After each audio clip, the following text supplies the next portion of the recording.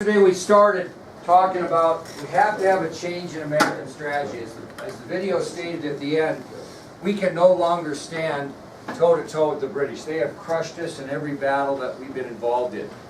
So we mentioned that after their victory in Camden, the Redcoats marched to North Carolina in hopes of crushing the colonists once and for all in the South. They're going to move to the North, crush the colonists in the North, and the war is going to be over. Well, at this point, the Americans have to plan some sort of a new strategy to survive the revolution. So what George Washington does is he assigns a new general to lead the Southern American armies. And you mentioned on the video, and I said yesterday, General Nathaniel Greene will be that man.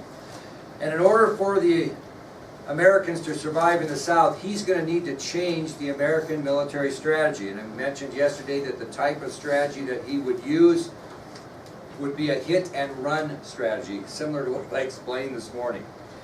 Now, what General Greene did is he kind of did what we were talking about yesterday with George Foreman and Muhammad Ali and Dash and the bully that was after him today. Greene thought he would wear out the British Army by forcing them to chase the Americans. So they were going to engage and he was going to run. They were going to engage and he was going to run. He wasn't going to stand up toe-to-toe with the British and fight them in a battle because he had no way of winning that. So Greene's thought in this hit-and-run strategy is he's going to try to wear out the British Army and force them to chase the Americans. So with this new strategy, think about it, the Patriots will not stand toe-to-toe with the British because one major defeat is going to cost them the South and more than likely cost them the Revolutionary War. So what Greene's going to do basically is he's going to engage the British with his Patriots in a long series of hit-and-run skirmishes. And he's going to harass General Cornwallis and his army. So they're not going to stand and fight him. They're going to break the rules. They're not going to stand face-to-face and shoot volleys at each other. He's going to punch him in the nose, like we mentioned a little bit, without hurting him too bad, and run and get him mad and get him to chase. That's the idea behind it. Now, each of these skirmishes that they have is you could consider a loss for the colonists. But General Greene was quoted as saying about his strategy, you don't really have to write it down, just listen. He said, we fight, we get knocked down, we lose, we get back up, and we fight again. So what he's stating basically is they're gonna fight a little bit, we're probably going to get knocked down a little bit, probably you could call it a loss, then we're going to get back up and retreat, fight again, get knocked down, get up, etc. Now, as this strategy unfolds, General Cornwallis and the British continue to chase Greene and the Patriots clear through North Carolina. Chase them all the way through North Carolina. And they get to a point, and finally, Cornwallis realizes a couple of things. What does he realize first of all? Well, maybe I compare this to hunting. Okay, so you leave your four-wheeler somewhere, right? And you take off, you chase these elk.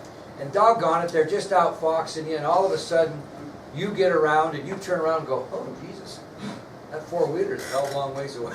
You know, now I got to walk myself back 10 miles to get on it.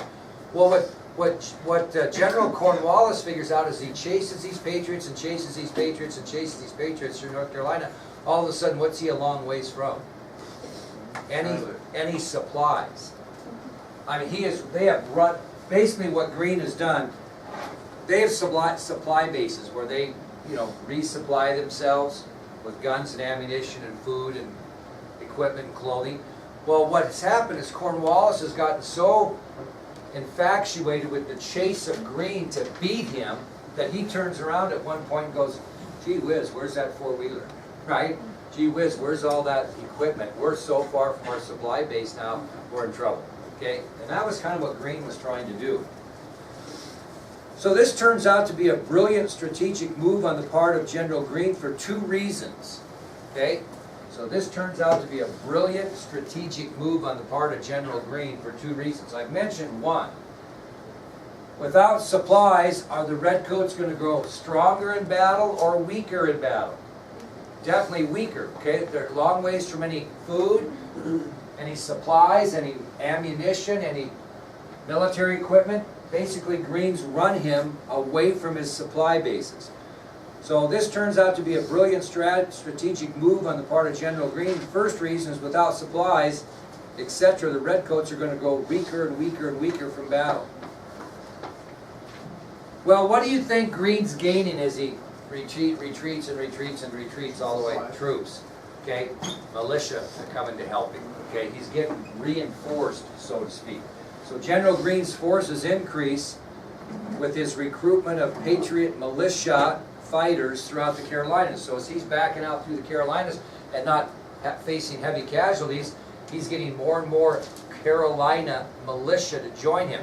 So not only is he weakening Cornwallis's army by taking him away from supply lines, he's also increasing his number of troops because he is recruiting Patriot militia throughout the Carolinas. So, hit and run, hit and run, hit and run, hit and run, hit and run. Now we kind of got these British where we want them. They're a long way from their supply lines. They're hurting for equipment, supplies, etc. So what does Greene decide to do on March 15, 1781? Go toe-to-toe. He's going to take a gamble. We're going to go toe-to-toe. I think I got him right where I want him. And on March 15th of 1781, General Greene decides it's time to stand toe-to-toe with the British for a winner-take-all match. So he believes he has weakened the British troops enough under Cornwallis that they can now stand toe-to-toe and get a big-time victory and stop the British assault in the south. Okay, because Cornwallis and his troops are the major troop regiment in the south. So on March 15, 1781, General Greene decides it's time to stand toe-to-toe with the British for a winner-take-all matchup.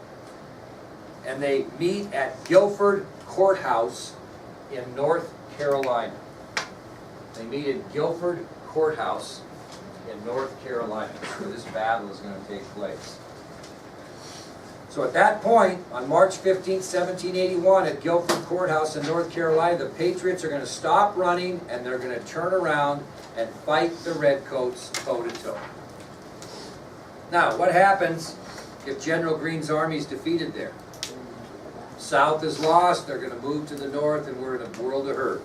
But if he can defeat the British army at Guilford Courthouse, it's going to stop the British advance in the south. That's the whole thing. It's a big gamble, it's an all or nothing, it's a winner take all, but he feels confident enough that his strategy of hit and run the past several weeks is going to work. Now, General Greene's going to throw everything he has at the exhausted Patriots, including including what individual? Oh, the group, Peter Francisco. This is where he comes back into history. So General Greene's going to throw everything he can at the exhausted Redcoats at Guilford Courthouse, including Peter Francisco. Now you got to picture this, because this is almost as crazy as the Samuel Whitmore story. Picture this. Maybe just listen and then you can write down what you think. So Francisco is on horseback with only his sword. He has only his sword. And what does he do, Dash? He just goes hacking back and takes out how many, was it 8 good John? I don't know how you pronounce the soldiers, but he took out like a huge number of them. Cavalry, right? Yeah, he's on horseback with only his sword. He's swinging it in every direction. He makes multiple charges at the British Redcoats. Multiple charges. In one charge alone, he kills 11 Redcoats with his sword. In one charge alone. So he just goes nuts, like Dash said.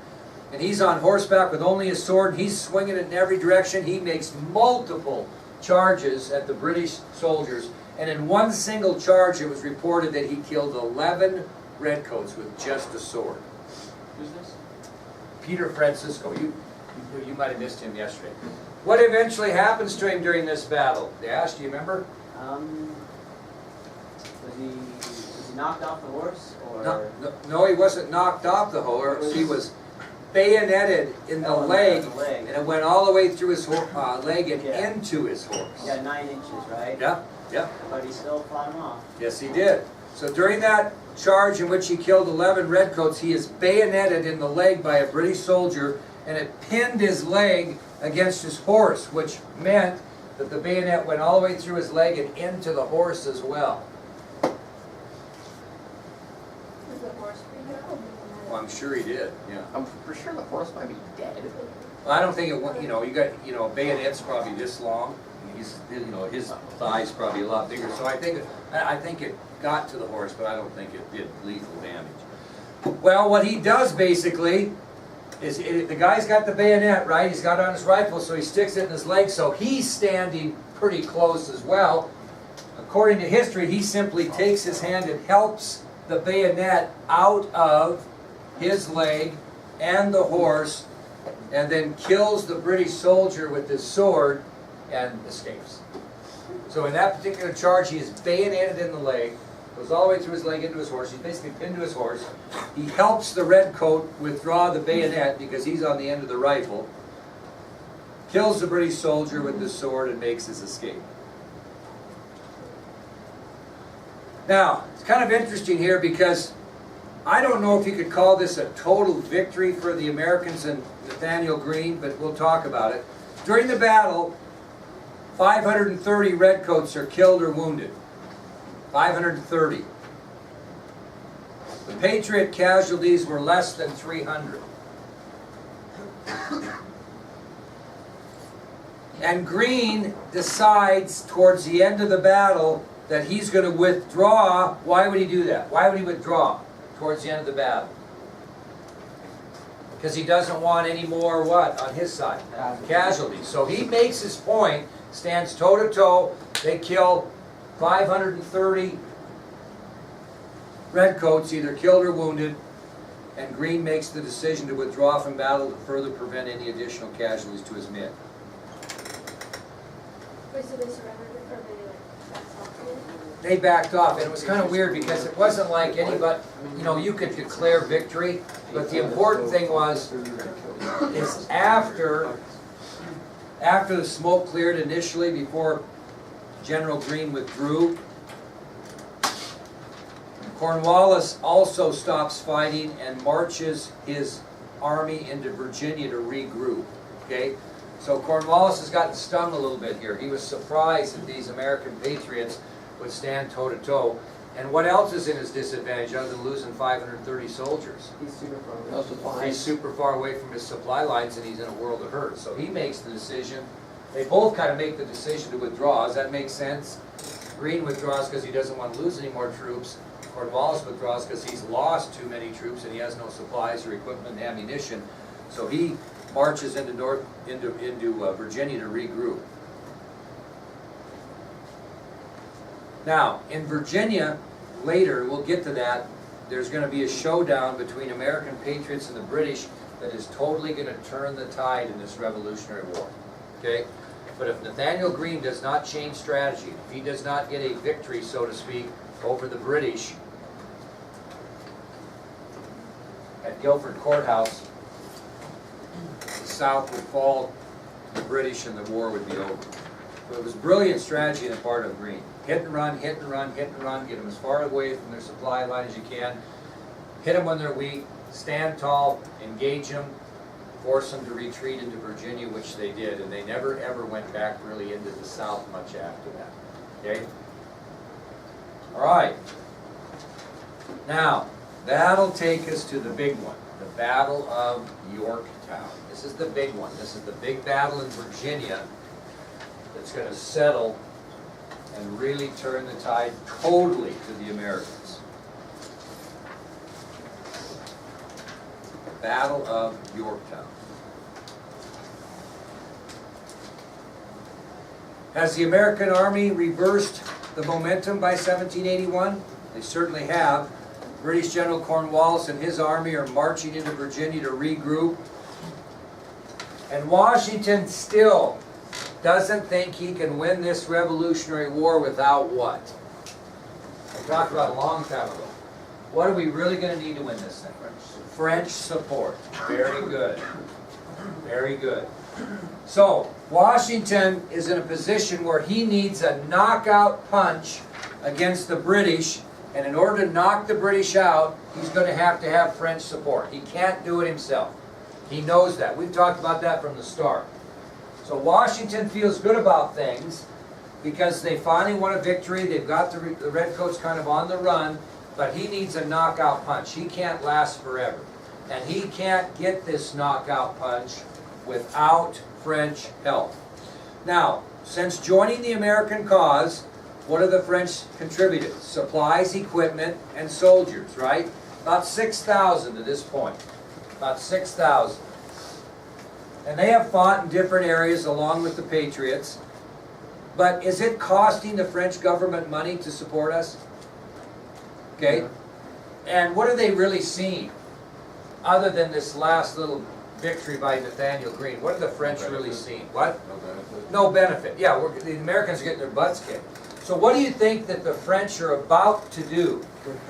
Withdraw and go back to France, because it's costing their government a lot of money to support these Americans, and they're thinking, I don't know, not much different than a winning volleyball team or basketball team. What do the stands look like if you're winning? They're full. Full of French. All the French are there to help you out then, cheer you on. But if you're, 0-7, what's the stands look like? They're a lot empty. Matter of fact, it's kind of interesting, this is off topic a little bit, but UCLA's been a major football powerhouse for years. And they've had some troubles, and they hired a new coach, and they're 0-5 right now. Probably not his fault, because he took other people's recruits. But the big story in Sports Illustrated this week is how the UCLA stadium, which is normally packed to capacity, is like half full.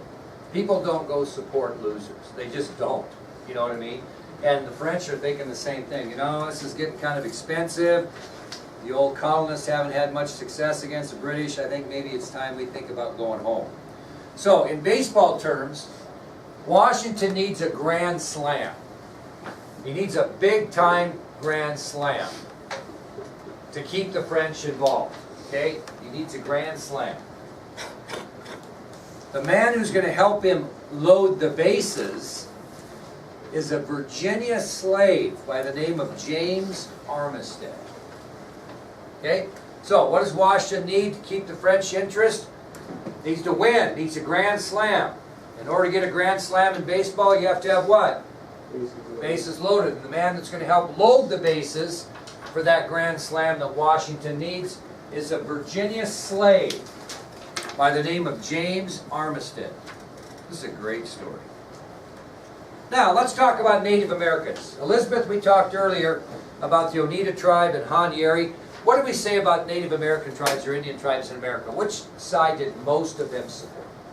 The British, because they felt that the British would treat them better and give them their lands back if they won. Negro slaves weren't much different. Who did most Negro slaves favor? And why would they favor the British? What did the British promise them would happen to them if Britain won the war? They would free them. So, I mean, you can't blame them in a lot of ways. If you're promised freedom, if the British win the Revolutionary War, you're probably going to support that side, and most slaves in the colonies sided with the British. Now, James Armistead is another one of these guys who's considered a loyal British servant. You know who he serves? You know who he works with all the time and takes care of? General Cornwallis. So he's considered a loyalist, a British servant, and he even serves, so to speak, General Cornwallis. So has he won the trust of the British? Yeah. Absolutely. He's won the trust of General Cornwallis, the main dude, right? The main guy. Okay? Well, guess what he actually is, Kinley? He's a Patriot spy. Very good. He's a Patriot spy. The American side has recruited several slaves to serve in that capacity for them, promising them who knows what. But there are some black slaves that are loyal to the American cause. And James Armistead is one of several slaves that the American side has recruited to work with them. Now, if you're General Washington back in New York, what do you want to know about General Cornwallis at this point? Yeah, what's his next move? What's his strategy? What's he going to do now? He's back there regrouping. What's his plan from that point? So General Washington needs to know what the British strategy is as General Cornwallis and his troops are regrouping in Virginia. Well, here's James Armistead. He's right in Cornwallis's camp, serving the guy, right? So as the British plan their strategy, James Armistead carefully listens. And does he go pass on the information? That might be a little bit too, what? Suspicious. So there's other slaves working around that area that the British think are loyal to them. And he basically pipes this information to those other slaves, and then they have an easier time slipping out and giving that information to other people. Well, here's the story. It's kind of interesting. As the British are planning their strategy, James Armistead carefully listens, and he gives that information to other slaves serving as spies. These slaves give this information to 23-year-old French commander Marcus de Lafayette. Okay, he is working with the Americans. So James Armistead's listening to the strategy, and as he listens to the strategy, he sends it with other slave spies, and they're reporting this strategy directly to 23-year-old French commander Marcus de Lafayette. What do you think Lafayette might be doing in Virginia? What's he doing there with his men? What? He's like Washington's right-hand guy, so he's getting ready to help out. Well, he is getting ready, but what is he doing? What Washington's really interested in what Cornwallis's movements and strategy are. So what's Lafayette and his troops doing? Shadowing them. They're keeping track of them. They're watching them. And they're hoping to get this information themselves, but who are they going to get the information from? James Armistead and his network of Negro spies. So Marcus de